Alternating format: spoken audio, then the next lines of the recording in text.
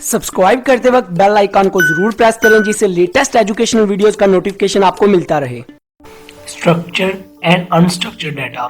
Structured data और unstructured data में क्या डिफरेंस है और ये क्या चीज़ है। स्ट्रक्चर्ड डाटा जो है एक सूटेबल, एक अरेंजिंग, एक सॉर्टिंग, एक अच्छी फॉर्म में होता है जिधर से आप पढ़ के कॉलम्स रो की फॉर्म में होता है, जिधर से आप पढ़ के इजीली इंफॉर्मेशन गेन कर सकते हैं और आसानी से उससे इंफॉर्मेशन, उस डाटा से इंफॉर्मेशन गेन कर सकते हैं। वो डाटा एक सूटेबल फॉर्म में होता है, एक अरेंजिंग फॉर्म में होता है, एक सुमराइजिंग फॉर्म में होता है, जिधर से हमें इंफॉर्मेशन लेने में कोई मुश्किल दरखास्त नहीं आती, कोई मुश्किल पेश नहीं आती। इजीली हम उधर से उस डाटा से इंफॉर्मेशन गेन कर सकते हैं। अनस्ट्रक्चर्ड डाटा बिल्कुल इसके अपोजिट है। अनस्ट्रक्चर्ड डाटा पैराग्राफ्स की फॉर्म में होता है और एक कोई तरतीब नहीं होती, बिखरा होता है और इससे इंफॉर्मेशन लेना थोड़ा मुश्किल होता है। तो अनस्ट्रक्चर्ड डाटा को पहले स्ट्रक्चर्ड डाटा में कन्वर्ट किया जाए, फिर उससे इंफॉर्मेशन हम इजीली ले सकते हैं और अनस्ट्रक्चर्ड डाटा को हम स्ट्रक्चर फॉर्म में कन्वर्ट कर सकते हैं। अनस्ट्रक्चर्ड डाटा एक